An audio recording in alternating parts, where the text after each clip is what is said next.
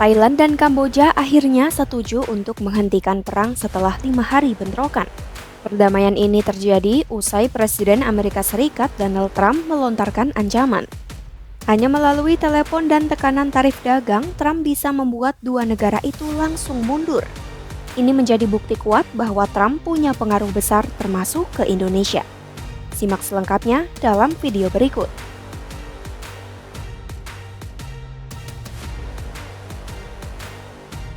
Trump berhasil mendorong terwujudnya gencatan senjata Thailand dan Kamboja usai pertempuran selama 5 hari yang menyebabkan lebih dari 300.000 orang mengungsi dan 38 orang tewas. Gencatan senjata mulai berlaku tepat tengah malam Senin 28 Juli 2025 waktu setempat, tak lama setelah pemimpin kedua negara bertemu di Putrajaya, Malaysia. Kesepakatan ini tercapai berkat dukungan dan tekanan dari beberapa negara, termasuk Malaysia, China, dan terutama AS. Trump menelepon langsung para pemimpin Thailand dan Kamboja, menyampaikan peringatan tegas bahwa Amerika tidak akan melanjutkan perjanjian dagang jika bentrokan terus berlanjut. Kedua negara diketahui menghadapi tarif sebesar 36% atas ekspor mereka ke pasar AS. Setelah melontarkan ancaman tersebut, Trump menyampaikan kebanggaannya atas keberhasilan menghentikan perang Thailand-Kamboja. Penjabat Perdana Menteri Thailand, Phumtham Wechayachai, mengungkapkan Trump secara langsung meneleponnya pada Senin pagi untuk mengucapkan selamat atas keberhasilan perjanjian gencatan senjata dengan Kamboja. Phumtham juga menyampaikan terima kasih kepada Trump atas peran yang dimainkannya dalam mendorong perdamaian. Ia menyebut Trump telah menjamin keuntungan ekonomi jika gencatan senjata berhasil dilaksanakan. หลังจากนี้ก็จะมีการเริ่มคุยเรื่องเจรจาทางภาษีซึ่งจะเป็นสิ่งที่เป็นประโยชน์แล้วก็เป็นสิ่งที่เราจะได้รับอย่างดียิ่งนะครับเขาจะทำให้ดีที่สุดเท่าที่มากและมากได้เท่าที่เขาจะดูแลได้ Senada dengan itu, Perdana Menteri Kamboja Hun Manet juga mengakui peran langsung Trump dalam proses mediasi. Hun Manet menambahkan perjalanannya ke Malaysia telah membawa hasil yang positif untuk negaranya.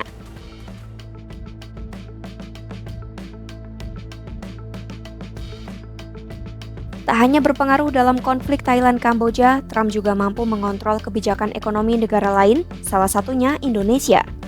Presiden Prabowo Subianto mengumumkan Indonesia dan AS telah sepakat menurunkan tarif resiprokal dari 32% menjadi 19%. Kesepakatan ini muncul usai Trump mengumumkan pengenaan tarif baru untuk 14 negara, termasuk Indonesia, yang akan berlaku mulai 1 Agustus 2025. Prabowo juga mengungkapkan pembelian produk AS termasuk pesawat Boeing merupakan bagian dari kesepakatan. Di lain sisi, Indonesia masih akan mengimpor komoditas strategis seperti gandum, kedelai, dan migas dari AS yang dianggap masih diperlukan untuk kebutuhan domestik. Trump menyambut kesepakatan dengan Indonesia dengan penuh antusias. Dalam pernyataan di Gedung Putih, Trump mengatakan AS kini mendapat akses penuh ke Indonesia, sementara produk AS tidak akan dikenai tarif. Namun sejumlah ekonom mengkritik kesepakatan ini. Direktur Eksekutif Selios, Bima Yudhistira, menilai posisi tawar Indonesia lemah dan dikhawatirkan menjadi contoh bagi negara lain. Bima juga mengkritisi persyaratan tambahan dalam kesepakatan tersebut, di mana Indonesia wajib melakukan impor energi seperti BBM dan LPG, serta komoditas pertanian. Baginya hal ini jelas bukanlah negosiasi yang menguntungkan. Bima menyarankan agar pemerintah melakukan evaluasi, terutama terkait ketergantungan yang berlebihan pada pasar AS untuk berbagai komoditas penting.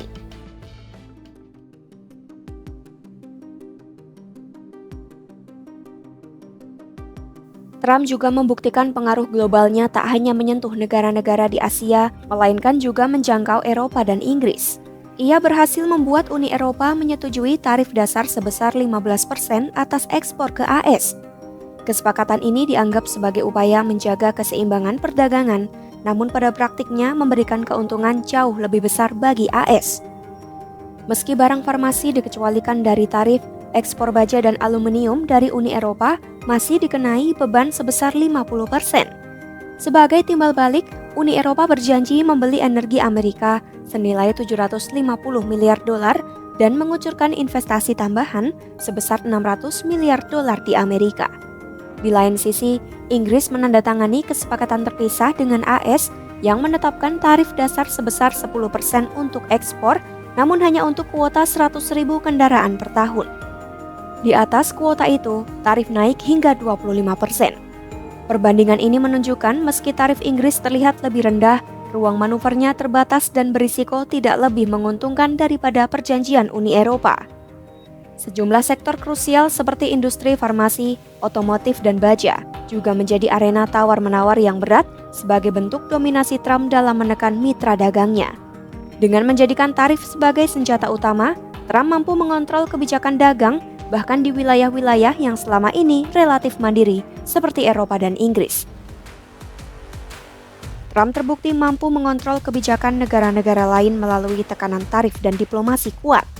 Ia berhasil mendorong gencatan senjata Thailand Kamboja, mengarahkan kebijakan perdagangan Indonesia, hingga memaksa Uni Eropa dan Inggris membuka akses pasar bagi produk AS.